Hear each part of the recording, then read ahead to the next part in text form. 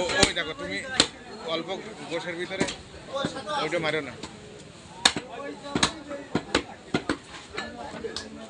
সব গোশ কত স্বাদের গোশ জানেন না? না স্বাদের দরকার নেই, আমার গোশের দরকার।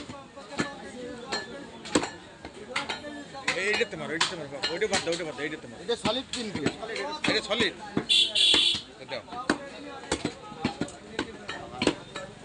কত সময় করবেন, কত সময় করা লাগবে?